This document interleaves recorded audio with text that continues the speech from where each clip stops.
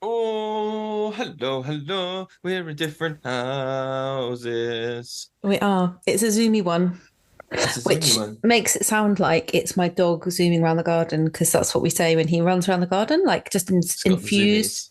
with the spirit of joy and madness. Yeah. So you can imagine us doing that, listeners, if you want. But like right now, because it's a zoomy one, we're like running around. No, Um, we're very much the opposite. it's the We are opposite. both in recovery mode. Yeah, we are. You are in recovery mode. I did a strongman competition at the weekend, so my body Yeah. is in recovery mode. Yeah, and I've been Uh, in hospital, so I'm in recovery mode too. But yes, you've been chucking rocks around a field. I've been doing much sleeping. Um, both very tiring activities. Um, yeah. Um, uh, but we're I, chatting. We're chatting today with Isla. we Isla are McLeod. Isla Macleod. Uh, How did you first come upon? Because I feel like you sent me a message about her book Rituals for Life. You were like, check out this book I've got, and I was like, already got it, mate. Like, how did you happen how upon did it? I? Did someone just buy it for you? Did they think that's a Lewisy looking book? No. Periodically, I go through some of those different book websites and I just go quite niche in the old categories and sort of go, well, what's the top 50 things that have come out in education in the last month? What's the top 50 things that have come out in You're making yourself sound quite professional there. That's, like a good podcaster, like a oh good, shit. And then responsible. And you also look in the section for silliness and bum jokes, just to yes. even it out a bit. Hey, I managed to get quite a few rude jokes into the I won't say them here, into the Patreon episode that we've just recorded, Oh, where I yeah? was did that quiz for you. I think I Yeah. started pretty high with some rude jokes. And people will have to, so if people want to hear like unprofessional Lewis, they Mm. can listen to all of the past episodes, but also they can they can they can listen to the Patreon episode. Because we've got our Patreon episodes and we've got our Patreon feed. So if you're a Patreon subscriber, you get like a separate URL and it sends you there. And not only do you get all the like bonus juicy things, like you and I are gonna well, I've been doing it on my own, but we're gonna start doing Friday morning, just like live streaming for half an hour, chatting about what we've been up to in the woods, seasonal activities, all that stuff. We do bonus episodes where we talk about like things we do in practice, but also on that feed the people on our Patreon are going to start getting versions of the main episodes with no adverts in them. None of the janky little Can adverts you that imagine, break the flow. listeners? So if you run in like an hour of like waffle chat uninterrupted, then you can jump on Patreon. And the lowest tier is $2 a month, which is like £1.80. So Mhm. that's worth it to get rid of some of those adverts, really. We're very, very And grateful all the bonus stuff, all the to stuff all that's the stuff, all the all the stuff. bonusy things. And our patrons, we literally just got a Patreon while talking to Isla. The emails went bing bong because got a new Patreon. So we're, very excited. The episode this time around is made possible by our patrons Julie, Rachel, Emma, Candice, Sarah, Claire, Heidi, Louise, Michael, and Anna. So thank you so much, guys. It's amazing to have your support and It hopefully is like because we've been doing this quite a long time now, haven't we? And it's always been free, and it always will be free. And our kind of aim is to because it can be quite a lonely place to be. We often say that if you're doing forest school anywhere in the world, often by yourself, or like you're working in an environment where maybe not everybody's on the same page as you. And we kind of hope that through the podcast we can make people feel like people have said it's like having it's like listening to some mates. It's like having a kind of virtual network of people who might be going through some similar experiences. And we always want that to be free. But the Patreon support just really, really helps us in terms of like, yeah, buying new equipment and kind of explaining to our partners that actually this isn't hours and hours and hours of work that we do with zero money. It is still, listeners, that is still exactly what it is because we just really like doing it. we But would still do it, yeah, exactly. but we Um, appreciate the support and the, Yes, we really you do. know, Every little helps, as Tesco would say. mm, Um, and yeah, this was a really lovely, lovely, lovely chat with Isla McLeod, where we talk about. So she gives lots of advice and tips about how to conduct ritual and ceremony with different groups and in different scenarios, how to connect with place if you're maybe new to that. What else do we talk about? Oh, a bit about eco-anxiety and how to sort of deal with that, navigate that. Yeah. If it comes up with children near the end, we talk about how to sort of, I was going to say cope with, and that's not the right words, but how to engage with people that feel like ritual and ceremony aren't for them, either if that's you and you feel like ritual and ceremony aren't for you, you're not supposed to be a ritualistic leader or a ceremonial person, or that you've got people in your groups or people coming to your sessions that might see it as a bit woo-woo. We kind of delved into all of that stuff, and she had some really great answers and really great thoughts. And you and I had these questions ready, but even so, we popped up with so many more during the chat where Isla kind of prompted little thoughts for both of us. It's a really lovely episode, really chilled out, and hopefully useful for people bringing more ritual and ceremony into their sessions and their lives. Yes, and quite good for, it's nearly midsummer. So I feel that's quite a good time of the year to be having this kind of conversation. Big, important event in the wheel of the year. Maybe people are thinking about marking that in some way. Yeah. Yes, whatever hemisphere you're in. Yes, enjoy, listeners. I'm Wem. And I'm Lewis. This is the Forest School Podcast. Let's go!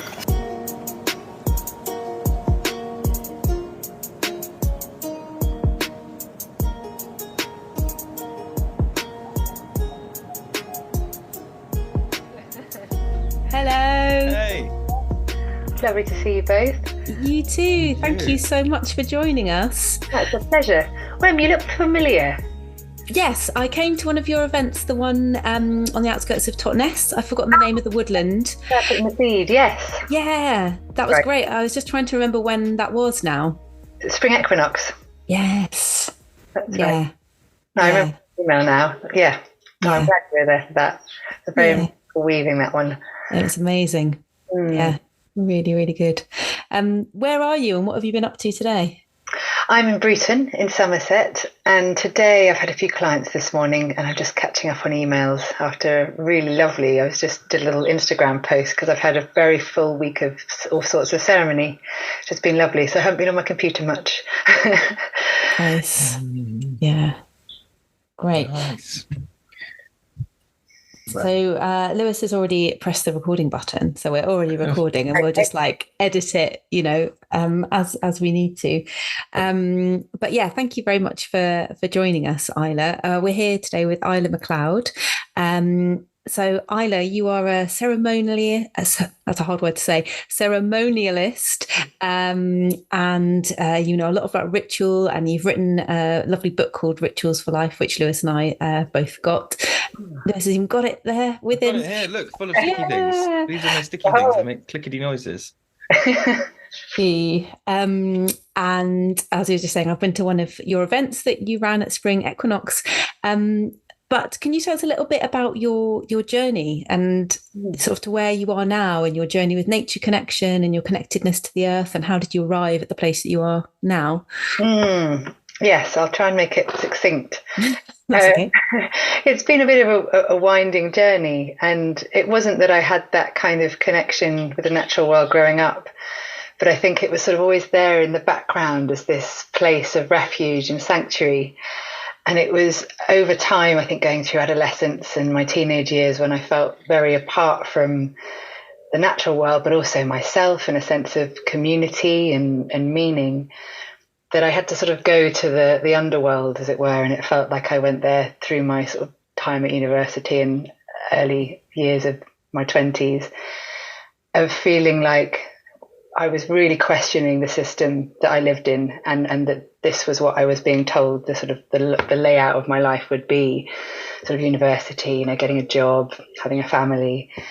And there was just no meaning for it for me. It felt like it was really lacking in this sense of the sacred and something of some enchantment, some wonder, and some of the mystery. And from a childhood that was really varied and beautiful, living in some quite different countries, I had a taster of what it felt like to be in cultures where ritual and ceremony was a part of everyday life, and honoring of the ancestors or marking the seasonal changes. And I think that always was in my psyche as this possibility of how I could bring more of that into my life. So mid-20s, I sort of left London and the life I knew and moved to Devon. And there I spent some time in meditation retreats and really began inquiring more into my mind, my emotions, and the nature of reality, so that I had a better understanding that there was so much more that we could be devoting ourselves to in this life. And I had to find my way with what that looked like, that was resonant for me and that made sense on these lands. So I went and spent some time in the forest and had these years in a yurt, really making that commitment to be an apprentice to nature, so that I could have teachers that were sort of directly connecting me with the source. Since we don't have those kinds of intact lineages here, I didn't really have the elders to turn to, but I did have the trees and the stones, and went to visit various places around our isles and began working very deeply with the trees and the cycles. And in doing that, I found ritual became something that naturally arose from wanting to give thanks, from wanting to mark particular thresholds of my life. And it gave me that sense of connection with a sense of the spiritual world, with a sense of the invisible beings that I share this world with, that began to really feed my sense of belonging and kinship and connection, which I hadn't felt. I'd felt very apart from humans, from myself, and it was a way for me to feel like I was sort of building bridges back to the earth and to a sense of my sort of soul path. So that was where I was in my late 20s, and then having a son and wanting to make this meaningful path of work, it felt like the natural progression to be offering this to support others in making those bridges back to the natural world and to honour those significant thresholds that we meet in our life with ceremony, with ritual, and with different other, I call them pathways of belonging. So other things such as pilgrimage and crafting and drumming, things which help bring online those innate ways of knowing that we are woven with all life and that we're all part of this great mystery in some way. Thanks to everybody that's rating and reviewing on Spotify and iTunes. It really helps us to find new listeners and share what we're doing with more and more people. Thank you. That's a really, detailed yet succinct description of your journey, which is probably quite an unusual one to most people today. And I'm just wondering if you can describe a little bit more in detail what you do sort of for a living, or do sort of throughout your average week or month, for some, especially for those who might not be very familiar with sort of ceremony and ritual. So if I have invitations to support people with ceremony, that could be anything from a wedding ceremony to naming a new babe or a blessing away for a mother. Can also be celebrating significant birthdays, like I've had quite a lot of 50ths recently I've been honouring. I've also been working with groups around their perimenopause, so entering into that time in their lives. So I would normally then have this time of kind of crafting ceremony. So that's more on my own. I'm there sort of bringing in the different elements of ceremony to create a form of what the outline could be. And then I would hold those events. I'm also offering more one-to-one work. So I support people in a kind of mentoring capacity, which might be to help them design rituals for themselves, how to connect more deeply with the natural cycles and rhythms. Also supporting people, academics, in bringing more of an animist perspective into a scientific lens, which has been really interesting.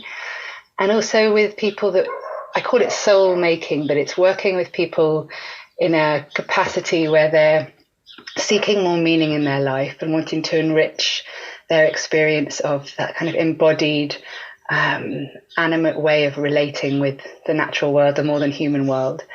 So I do offer shamanic healing sessions and journeys, and taking people out on the land to hold sort of pilgrimages in a way, so that they have this experience, a really embodied experience of being able to hold themselves through a passage of time where they're feeling like there's a threshold in their life and that they're really ready to make some kind of intentional change. So it's a really lovely variety of being out, holding ceremony for people, crafting ceremony. Obviously, there's the admin that goes behind that. But any week can look very different. And I'm also trying to create more time to write and be able to deliver some of these approaches on online content and various things. So there's a bit of writing as well going on at the moment, which I really enjoy. Yeah, you mentioned earlier that you said that when you were sort of beginning this journey that we don't have our kind of our own lineages intact in this land. Is that something that you're sort of looking to change in terms of yourself, maybe passing on knowledge or passing on ways to connect? Do you see yourself in that kind of role?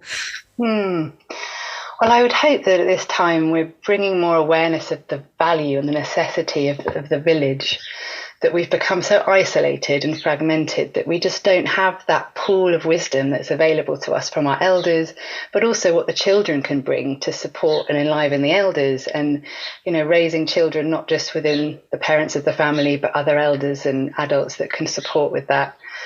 And I feel like a lot of my work is preparing to what I would call becoming a good ancestor, so that when I am across the other side of the great river, that I will have my great-grandchildren at some point, you know, calling on me to be a guide for them in their lives. And I would love it if that would happen before I die, that I'm able to be that old lady by the fire that's there weaving and telling stories and being, I think, also, you know, discerning and truth-telling. So it's not all... well, there is that image of that sort of really gracious, kind, gentle grandmother, but I think also they can be quite hard-hitting sometimes, that crone image. And I feel already as I sort of progress towards my menopausal years that there is this ability to be, let me be careful not to swear, hang on, so that... Oh, fucking go for it. In that sense of really not giving a shit what other people think, that actually you're really walking your talk and not just playing nice, that there's something of, you know, a woman embodying more of her power as she becomes older, and really wanting to give permission to others to do that. So yes, I hope very much that I'm able to pass on some of what I've learned before I go. Yeah. I wondered if I can ask, I was scribbling down on post-it notes as you were talking.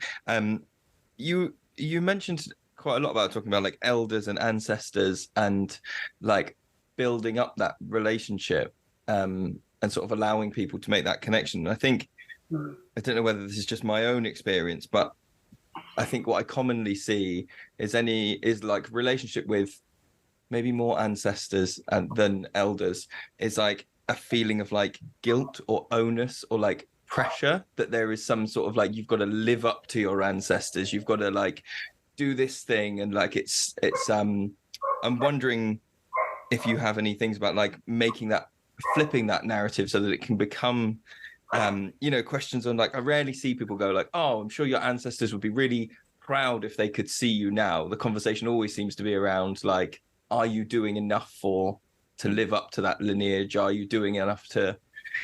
I'm sort of waffling here, but I'm wondering if you're catching the sort of that flow of like it not being a negative looking down upon you with tuts, it being a like, they're really proud of you relationship. Do you have that kind of stuff going on? Yeah, I'm trying to think who told me once when I was working with ancestral healing. I can't remember. Somebody said to me that the greatest gift we can give our ancestors is just offering up and sharing the gifts that we are here to bring. And that might feel like a big responsibility. And in a way it is. Like, we have got a purpose here to be showing up as, you know, good guardians and protectors of the earth. And yes, it might fall sadly on our sort of Western psyche, which is often quite self-depreciating and a bit hard on ourselves into that way. But actually it can really motivate us to want to live fully and express ourselves in a way that is really honouring of the unique gifts that we've inherited through our lineages. But I'm also aware, and you speaking to that there are a lot of people that find it difficult to relate with their ancestors because they feel the guilt or the shame that they carry from what their ancestors did, which they obviously don't agree with. So there is also that perspective, which makes it quite difficult often for people to want to relate with them, or to do so in a way that feels nourishing, that it's actually easier for them not to acknowledge that, or that there's a lot of healing work to be done there.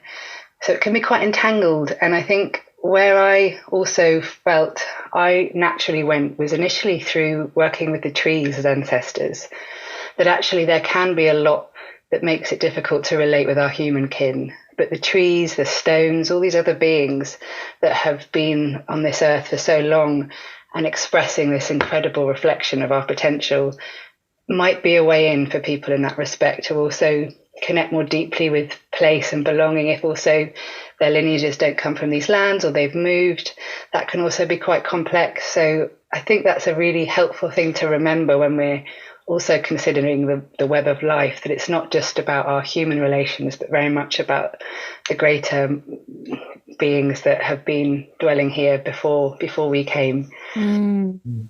That's lovely. And I really wanted to ask you actually about connection to specific place, because a lot of people who listen to this podcast are people who are working as forest school practitioners or working in the outdoors a lot.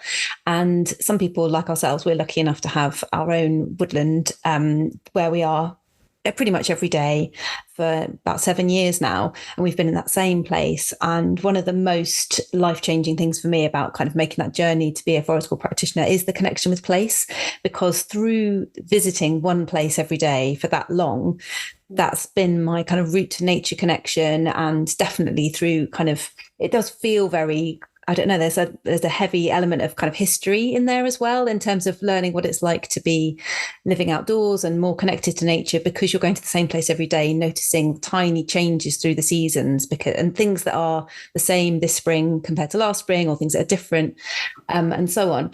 But there's probably also people listening to this who are working in many different places, or trying to find a place, trying to find a bit of land, which is really difficult for people. And I wondered if you could say some things about the very beginning of starting a relationship with a particular place, like how you might start that. Yeah, I really relate with that feeling of also not quite feeling like it's the right place, or, if we're in an urban environment, or I moved into a town and my son started school and I'd lived in the yurt for 7 years. So it was quite a big transition. But I did take this place because there was this chestnut tree in the garden, which just spoke to me as soon as I came to visit as a place of anchoring. So that was the first connection that I really intentionally made when I moved, was, creating a space of refuge, or like a sit spot, somewhere where you're able to connect in with the spirit of the land that you live with. And it can just be as simple as that. You just have somewhere that you sit, and, as you say, tending or being with a place every day will naturally reveal to you the ways that it shifts throughout the seasons, and what other beings live there, and, the birds, different insects and other beings that you might see crossing the path. And even if you don't have a sense of, or a garden whereby you have, trees, or that if you're in a flat, for instance, there are ways of being able to connect in within our bodies, which is something that I've been working a lot more with people that live in urban environments, that we have this amazing temple of earth that is our resting place for this life. And that within our bodies, we can connect with the elements. So we have the earth of our body, we have the waters in our blood, we have the air that is constantly being moved through us, and then the fire that is the warmth of our bodies. And if there's a disconnect with the sense of place, then we can start to really find that within ourselves, that we can actually find a resource and a doorway into the natural world through our own bodies. But if you do have a place and, you started that initial contact, then it's, I think, really lovely if you can to spend time with it before you necessarily sort of begin building upon it. So when I moved to the woods, I allowed the full cycle of the year to see all the changes within those seasons before I then started to put little altars in place and had put a hammock between two trees. That was my way of sort of listening and not wanting to leave a mark. But then it might reveal itself to you of like where the places are that you sense there is a certain sort of constellation of energy, or a place that you feel particularly peaceful in, that there's somewhere that you feel drawn to creating something like an altar, or you might with the seasonal shifts, have a time of ritual where maybe you make something like an earth mandala, but having that sense of reciprocity with place so that you know that as much as you're receiving from it, that you can give back in some way. And I'm thinking of when I began writing my book, I wanted to have a connection with the River Brue, which is about 5 minutes walk from my home. So after the school run every day, I would gather water from the river and carry it back to the tree in my garden. And as I was carrying the water, it would be a time of prayer, of really giving thanks for whatever it is in my life on that day that I wish to give thanks for. And then I would offer the water to the roots of this tree.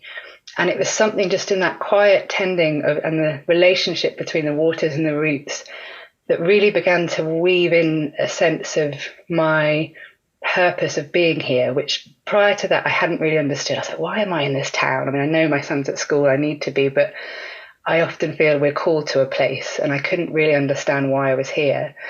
But something in that just quietened that kind of questioning and concern to just really understanding that or really feeling like I had landed here.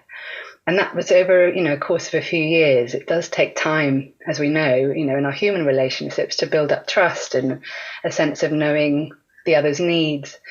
And I think having that want to really listen so that we are, in whatever way that comes, even if it's a flicker of an idea or you're there and you hear a voice, however it feels that you receive insight about what it is that this place might benefit from.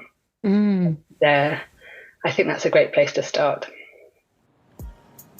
You will never need to go back to mundane marshmallows ever again. My book, Forest School Cooking, covers everything from how to build ovens to cooking in new and exciting ways, and a whole load of easy and amazing recipes that your groups will love. Order your copy today on Amazon. Yeah, and I think that probably comes up in forest school sessions as well for people, that a lot of the groups and the children will actually come up with those ideas that then become quite ritualistic, probably without anybody necessarily naming it as such. Yeah. I'm trying to think about things that maybe our learners have done, but there's definitely things that, about reciprocity. So some of our children, we've got bluebells on our site, and some of the children really enjoy sort of picking the seeds and scattering the seeds when they're dry and things like that are just... They just sort of happen, don't they? No, we don't design that. We don't go, oh, today we're going to do this. They just happen. I think that's... I think quite often, because for small children in particular, it's often easier to connect with the fauna in a space, even if they're not seeing it. Like, it doesn't have to be there with them. The amount of homes that have been made and given to the woods for animals that these kids have never seen. These are for animals that sometimes don't even exist in the woods. They're like, oh, this is for the wolves. This is where the wolves are going to eat, and so but then sometimes I've made a little shelter for hedgehogs, or I've dug this out so that the squirrels have got somewhere to drink from, or those sort of things. They're not what's the word? And it's like a one-way relationship, like you might have with a celebrity. Is it parasocial?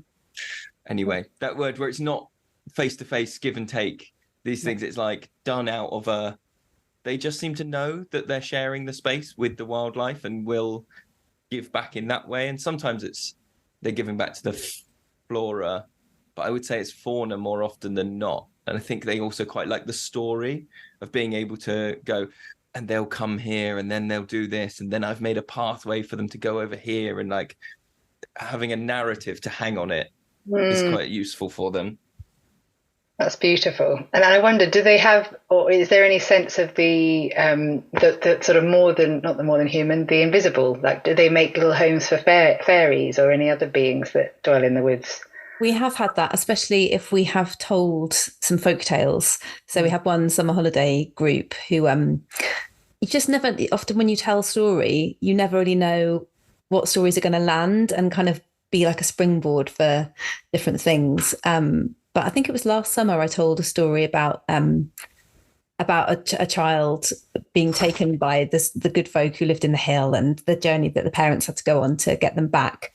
And that really ignited something in that particular group at that particular time, whether the conditions were just right or whether there was something in the air that felt quite kind of magical. And there was a lot of play, wasn't there, Lewis, that week about the good folk and the small folk, and kids who would never have necessarily ever heard of that before. Yeah. I think that's what's so beautiful about a story, but also being in natural settings, is that we haven't historically for some time really valued the superpower that is our imagination, but children can really show us with that just one little piece of a story they can ignite with all different colour and texture and make something else from it. And I think that's something to really cultivate in these kinds of settings, is to really allow them to guide us in what they see that might not, we don't, that there's this whole landscape beyond the visible that they, I think, touch into much more readily than we do. I think there's something as well, isn't there, about like using natural spaces for this kind of ceremony and ritual that gives you, on my experience anyway, a sense of like things that you can't do in spaces where you feel like you're being watched in the same way. There's something about a natural space that quite often, we're lucky enough to have like a very dense woodland, and so you can not that you're being silly, but you can be like earnest in a way that you wouldn't be on a school field when you're being watched by mealtime assistants and the year sixes are trying to play football. Like all of those things, like the woodlands and natural spaces give you a sense of like, I can go into this little world earnestly, not worry about being watched. And actually one of the things that we made a note that we wanted to ask you about is like that sometimes that's paired with people who don't have that sense of ritual or ceremony or things in their day-to-day life, and then they're I'm going to use the word ignorance, but I don't mean that in a derogatory term. I just mean like lack of experience. It can then come out as like dismissal or challenging nature.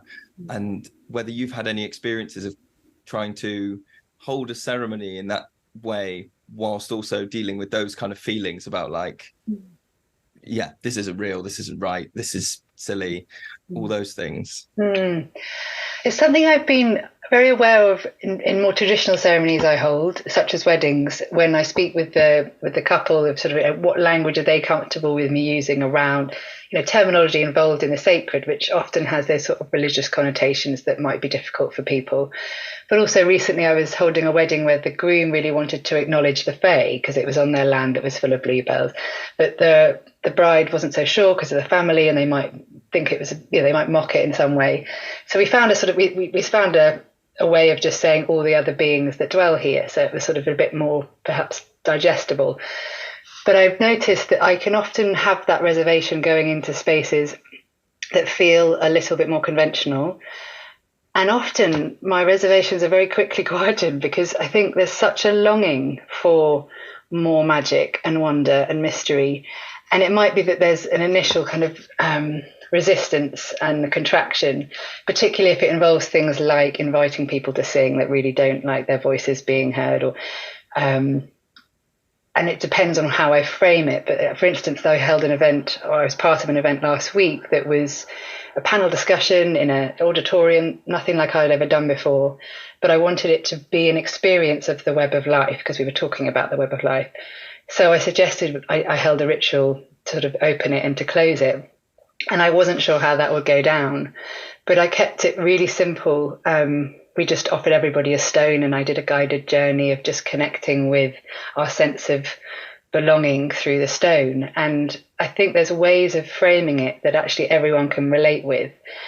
And my sense was that those that might have never done anything like that before felt really opened up by it because of the experience of them having this sense of connectedness in a space that maybe normally you go to and it's quite kind of us and them, listening to the people on the stage. And actually it became then just kind of this beautiful symbiotic space where everyone was connected almost in a circle rather than there being this kind of more linear way of being. So it's something that I'm hoping also more to connect with people that are in, for instance, corporate spaces, those people that perhaps haven't had access to these kinds of ways of ceremony and looking at the world, because that's really where we need to be going. It's something to kind of preach to the converted, as it were, but to have this bridge with these maybe more animistic ways of viewing the world, more ceremonial approaches to life. And if we can get that to people that are sort of on the treadmill, that are living in these settings that are devoid of some sort of deeper meaning and connection, I think could create a really important shift that I'm really hoping we'll be seeing more over the next few years. Yeah, that's fascinating, because at the end of the day, if what you're aiming to achieve isn't going to cause harm to anybody or distress to anybody, whether or not somebody is sort of wholeheartedly, I don't know, in agreement or in belief of the same kind of things that you're talking about, it's overall about connection, isn't it? It's about connection with one another and with a place and with yourself. So it's quite hard, I think personally, to argue that it might not have a place in certain areas. Do you know what I mean? It's quite what you're striving for is connection, and we're really wired for that. So it's got a beneficial outcome. I was going back a little bit to kind of childhood and things. I was listening to, I don't know if you've listened to the podcast called Which is on BBC Sounds at the moment. It's very interesting. It's really good. And there's a lot of crossover there between, so there is, the history of witch trials and those kind of things, but there's also a lot of present day interviews with people who are, very nature connected or involved in ritual and that kind of thing. And the host interviews one group of people, and one woman said, and it really kind of chimed with me, and she said that a lot of kind of ritual and ceremony happens in childhood naturally and through play. And she felt that herself personally, she'd just never grown out of that. She just carried on playing in the way that you might be playing in the garden as a child and kind of inventing spells or making potions or talking to imaginary beings and all these kind of things. And that as an adult, she's just never lost that. Whereas she watched her sort of peers lose that. And you said earlier that sort of nature connection wasn't something that necessarily you experienced as a child, but do you think there is something in that about like not losing that kind of playfulness and there being a link with childhood there? Absolutely. I know that I've had to reinstate my relationship with my inner child to sort of be forefront when I'm particularly out in the natural world, wanting to have that kind of childlike wonder and curiosity and innocence as in the way that I see and relate with the place.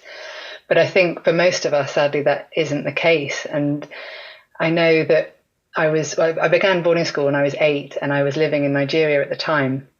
And I'd already collected sort of different figurines from various markets and had a little portion of shelf that had these beings on, and I had like a little rug on my bed. And it was really through seeking some kind of connection and wanting to try and make sense of the chaos of my emotions, really, that I began experimenting with what I can see now as a ritual. I'd sort of bow down on my little rug in front of these beings, and I'd bring my like sweets from my tuck shop and like put them at their feet. And I had a little bell that I rang, and I would just use it as a time to usually sort of ask for some help or cry. It was a time of real tenderness that I just needed somewhere to go that felt like someone was hearing me and that I felt held. And I know that it was, being in a dormitory with other girls, it didn't take long before I stopped doing that because I realized nobody else was. But I did have a Buddha for my 9th birthday, and it was so organic to know how to be with that wooden Buddha, who every time I came and sat with it, it was natural to light some kind of incense or leave a flower, and just a way of saying hello and then being in silence together and thanking them. So simple, but that thread was the one thing that kept with me throughout all the times when I then felt very apart from the rest of a sort of way of ritual practice. And I think that we need to really encourage that in our children. Obviously, conventional school, I wouldn't say does in any way really have that kind of space for a lot of creative play for the children to see that it's normal. It's actually really beautiful to allow them to follow their imagination and create those kind of experiences of play and spontaneous ritual, and really celebrate it, actually, because that's where we then create our unique relationship with a sense of the spiritual, however that might be. And I think obviously in the past we had too much religious dogma to allow that to happen, but we don't really now. in the mainstream. I think there's a lot more space for people to be bringing that, and for there to be really interesting conversations about, like, who are these beings that you're speaking to or making little homes for, and making it something of everyday conversation, and it can be between parents and children if it's not happening with their teachers, so that also amongst their friends, that it's something that they want to engage with, and to spend time, as I imagine you do, with them in the forest, sort of really having those sort of held spaces whereby they're invited to seek out places where they feel like they can go and either talk to a tree or make a little den for another animal, or somewhere that they feel that they're inspired to make that kind of connection with a place or a being. Applications for Forest School Leader Training at Children of the Forest are now open. Come and learn with me and Wem at our private woodland down in Devon. Find out more by heading to myforestschooltraining.co.uk. See you there. There's so much in there, isn't there, about that, like that sense of creativity that you have doing all these things, or that all children that I've ever worked with have.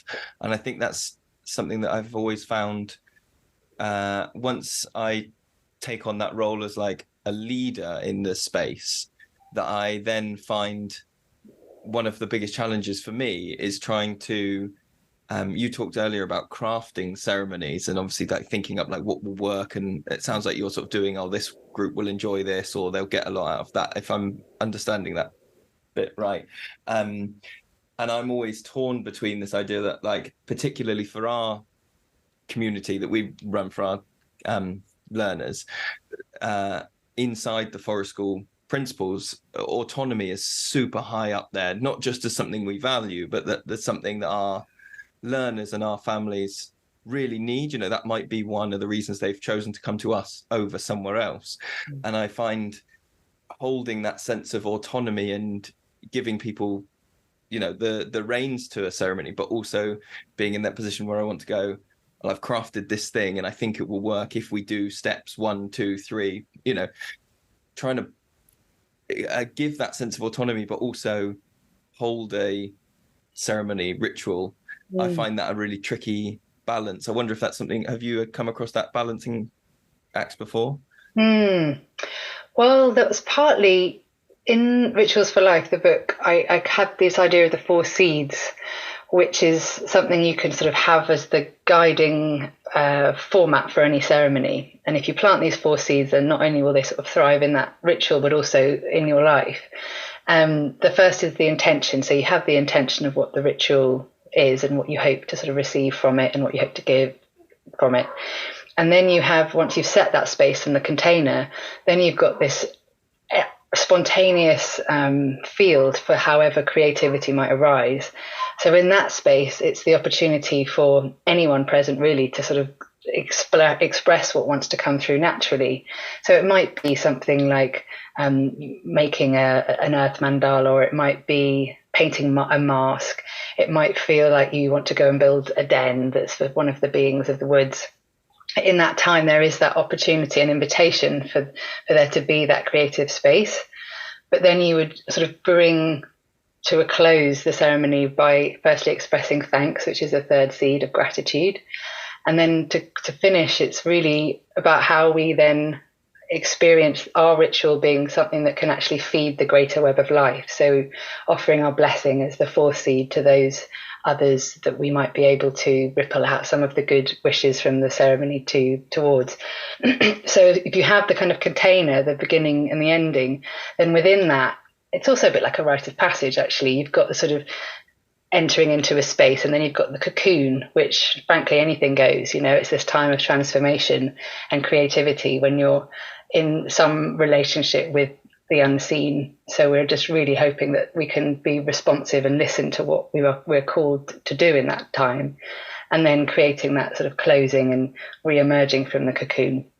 So that's one way that I would encourage, like how we can hold it when it does feel a bit like there's all these other ideas too. It's sort of, let's think about what the intention is as like the arrow, and really stick with that as a focus.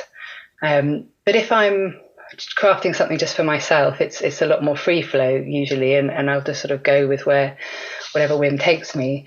But I think having that space for being in relationship to what comes without any plan is actually really valuable, and particularly with children, it's great to have them feeding into the space, like what they wish to explore at that moment, and be able to really trust in that, and give them autonomy, as you say, to sort of feel that they have the power to do that, without feeling like it needs to look a certain way. Yeah, I think that's just ticked something off in my brain, that I realized that there was a something that I was holding that's never actually been said out loud, which is that in my head, I think I've always had the sense that like a ceremony being like quite tight time wise, almost like a church service thing. But the way, you know, this is 10 minutes and then we're into the actual main session, you know, or this is the 15 minutes that we're going to call it to a close, you know. And so, yeah, I think I was holding that in my own head of like, how do you do autonomy when you've got that? I guess that's kind of what I was asking, was that timeline. But actually hearing you describe it, actually the whole, you know, we can do a 2-hour forest school session and that's the ceremony. I thought exactly the same thing. Yeah, the way that you just described it, Isla, at the beginning, and then, or, you know, potential for whatever speaks to you in that moment is what you should do, and then coming together at the end is what a lot of forest school sessions look like. Yeah. And I've never really thought of that. Same as Lewis, as the entire thing actually being a ceremony or a ritual. And I think a lot of the families that come to us would probably agree with that as well, and I think that's why they come back, because they see the entire thing as that kind of weekly ritual that they do. That's really interesting, isn't it? Yeah, because same as Lewis, we've often thought of, especially I guess at particular points in the year, we might feel like, oh, we really want to kind of mark this in a way that feels different to maybe an average forest school session, or a rite of passage with like children moving on from a particular group and things like that. But when you're kind of, called back to remembering that the entire thing is actually quite ceremonial, there seems to be a little bit less pressure there. And often the children will create an extra ceremony or ritual within the session when they feel like they need to. Again, we've had summer holiday clubs where it hasn't happened all the time, but there have been times where the group have gone, right, oh my goodness, it's the last day tomorrow, we're going to have this award ceremony or this session or this show at the end to mark the end of it. And that's always come from them rather than us. And I think that ties into what you're saying, Lewis, about kind of autonomy, and then it's organic, that it comes from the group rather than one person, whether it's the leader or just one member of the group going, oh, we really should mark this moment, you know, because I think so. Isn't necessarily the reason to do it. I think we've inherited a lot of that kind of hangover of religion, where there were very specific ways of doing things in a certain way. It's very rigid and restrictive. So we do need to unshackle ourselves from that in some way. And I mean, it was a wonderful fellow called Matt McCartney who founded Embercombe that describes life. I'm sure other people do, but that life is the ceremony. And actually, if we kind of view the whole of our existence as this opportunity to be in ceremony, then it can really shift the way that we relate with the everyday. And yet I do also acknowledge that there is sometimes a time frame, and I'm not somebody traditionally who's very good at checking a watch and knowing that I have to be finished at a certain time, because in these liminal spaces, anything goes, and it's not, you know, time is not kind of functioning in the same way. So there is a time when you need to be aware of like that we have a set piece that we need to be able to complete within that time. But they can also be really brief, you know, beginnings and endings of a day. You know, simple as something like holding a stone when you start the day with your intention, each of you, you know, just sharing what it is that, you know, you wish to feel, or that's something you want to create today, that's sort of your intention, and, you know, putting that in a nice circle of stone somewhere around a tree. And that's sort of the beginning of you setting the intention. And then from that, you've got this container to play around with. And at the end of the day, you know, you've got the stones, you can go and gather them up and put them in a bowl of water as you each say thank you for something that you are grateful for from the day. So there can be really simple moments as well. It doesn't need to be a sort of the experience of having that full flow that I described within one piece, but just seeing it as a part of the whole experience, I think would be really wonderful for you to approach the whole of the day in that way. Yeah, that's a really nice little idea there. I was wondering about whether you had any advice for people who felt like they have either been kind of placed in a role where they could be leading some kind of ritual ceremony, like a forest school leader who might be kind of new to that role, or their group are giving them some kind of feelings that they quite like the space to be held for them in that way, or somebody who would like to maybe step into that role but hadn't done it before. I'm thinking about, some friends and I have set up what's turned into a women's circle, but without anyone really intending it for it to be that. We just started swimming outside, and then actually some of us have gone, actually we want this to have sort of a feeling of more meaning, but we're all, I guess, feeling a little bit actually some of us have really gone for it, which is great. But I'm thinking about people who maybe feel called to hold space in that way, but are feeling a little bit underconfident, and maybe that it's a bit silly, or that they might feel it's a bit embarrassing. Whether you have any kind of words of wisdom for beginning that kind of work.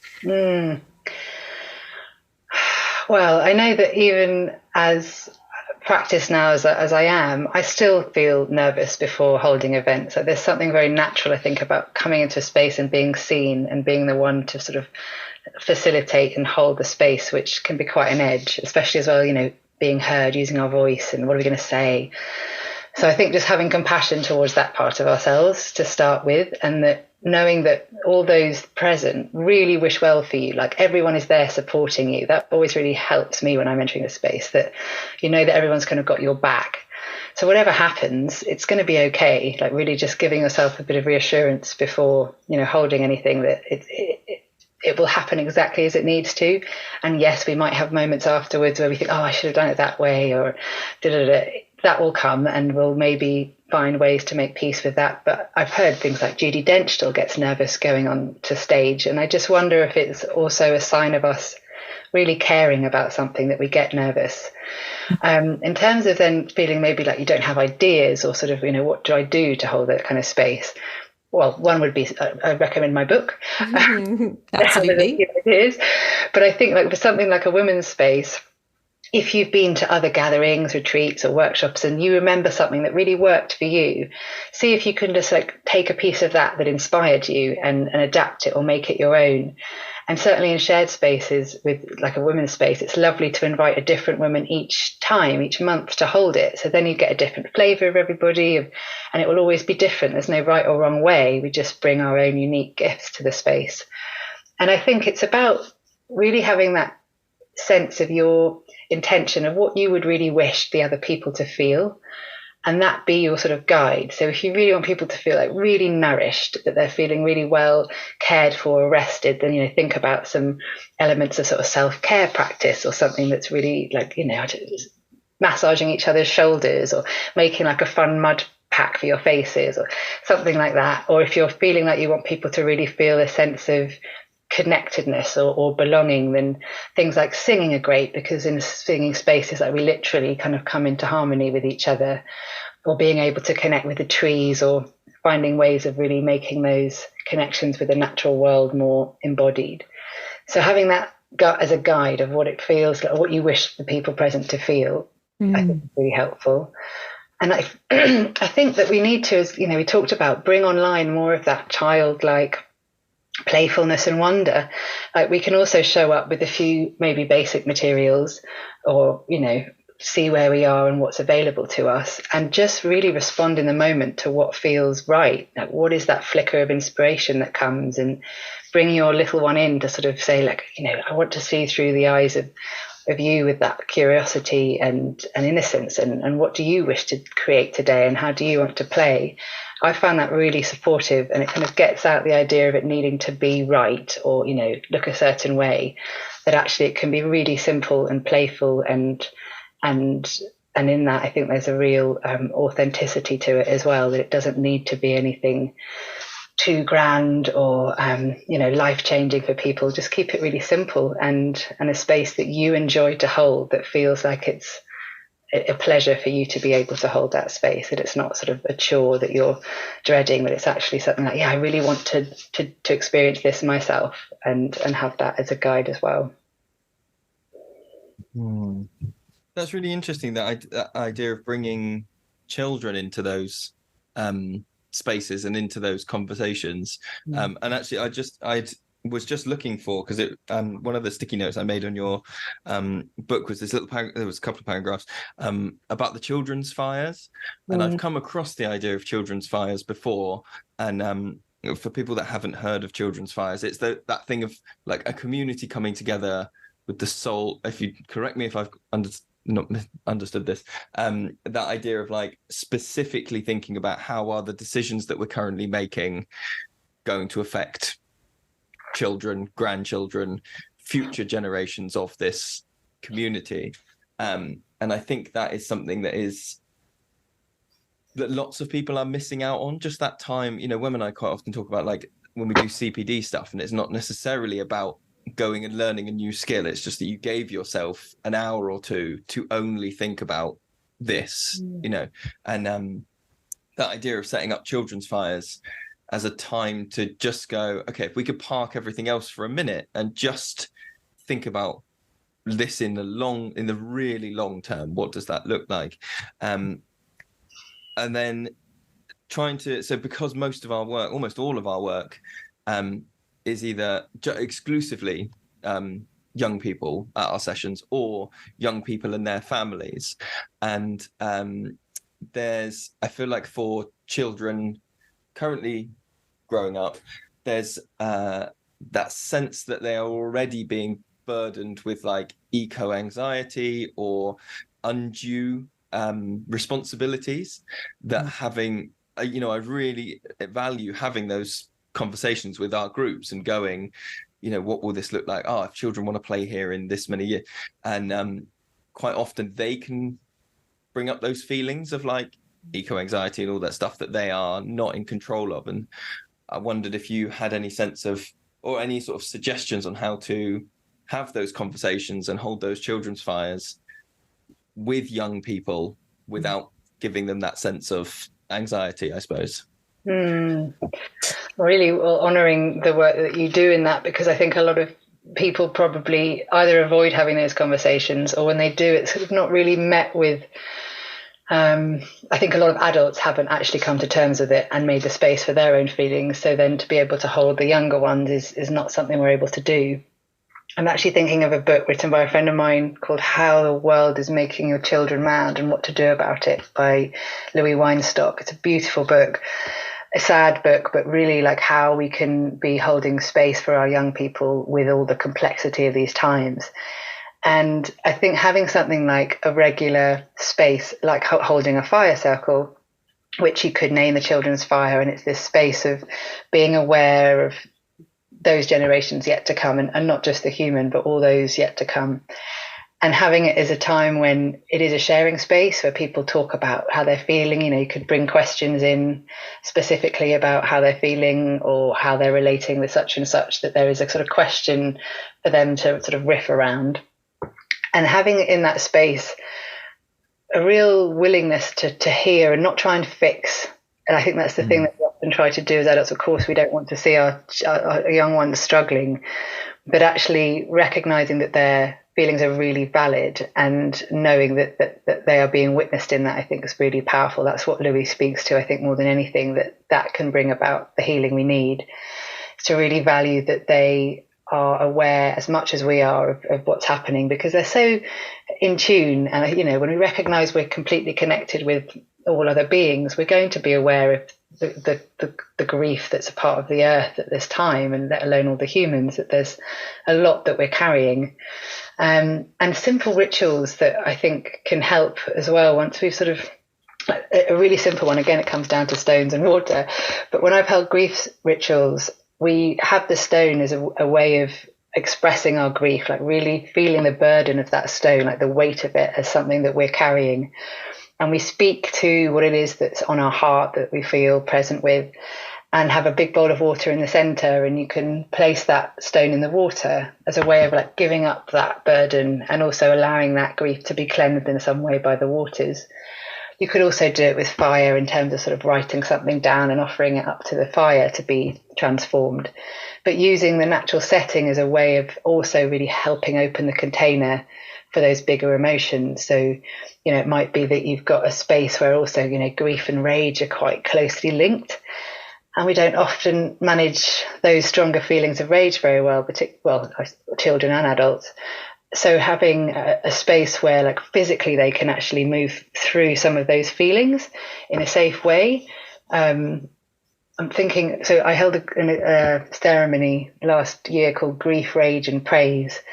And we actually had for the rage part, these 5 stations around the room, which you could kind of recreate in an outdoor setting. We had an old big tractor tire and sticks, and we were just like hitting the tire as hard as we had. We had boxing gloves that we were boxing, tearing newspaper. It was really satisfying sort of sounds. Black charcoal on paper where they could just sort of smear those kind of markings. I think there was one more. But having a way to sort of move through it in an embodied way, because I think also we're not really taught how to be with our emotions, so we sort of bottle them up. And actually, if there's a way to physically sort of move through them and be with them and be witnessed in that, it can really help them move through. And I think for children also to sort of recognize there is power in this, that actually our grief and our rage can really inspire us and motivate us to take action and sort of focus on that it's right to be feeling these things, and actually that we can really make use of them in a way when we're in community and in a held space to channel that energy into something greater. And I think to have a space where we also then use the sort of amazing imagination of children to visualize what they would wish for those yet to come. So actually we've gone through that feeling of like, oh God, is the world going to end?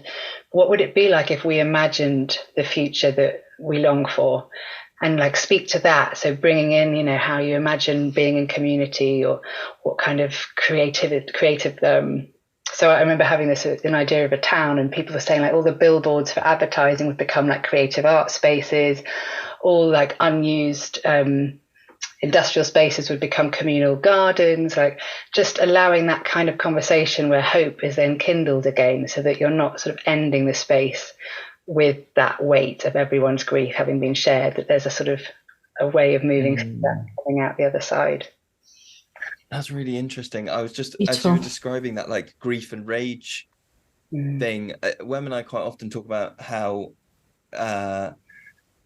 we're really comfortable with the idea that like play is not always fun. Play doesn't always look like a smiling face. Sometimes it looks like stressful, or sometimes it looks, really hard conflict resolution, or and that's all play. And I feel really comfortable holding that as a container, and I feel really confident in expressing that to, as a like a commercial business, which is what we are to an extent. It's that idea of like, I'm comfortable talking to parents and saying, yes, this is what has happened in the day, this is the experience, but I don't know that I feel necessarily as comfortable with going, this is a space where we're going to hold the children's emotions, and some of those emotions will be rage and grief and all those things. And like, that's definitely a journey I think I personally am still on, in terms of being comfortable about like, that ability to go, oh yeah, unprompted, we ended up smashing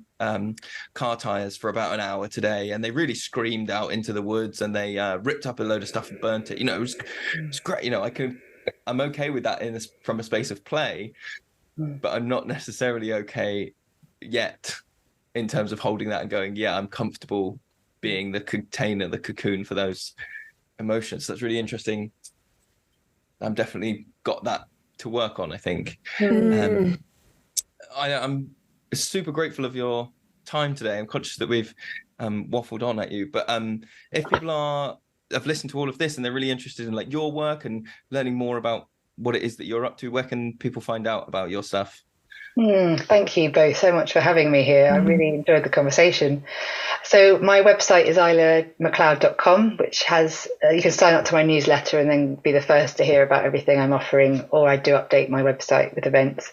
I'm also quite active on Instagram, and it's Isla J Macleod on Instagram if you'd like to also see a lot of imagery that I post around ceremonies and rituals that I hold.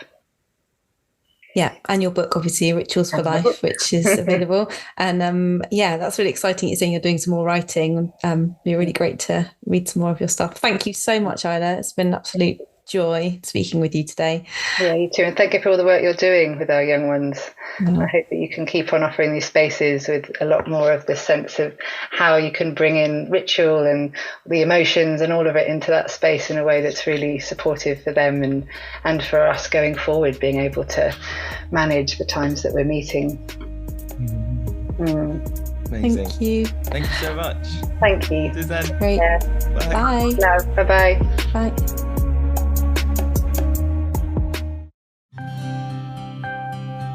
You can get ad-free episodes of the Forest School podcast, as well as bonus episodes and exclusive access to upcoming guests to ask them questions before anybody else finds out about it, simply by visiting patreon.com/Children of the Forest.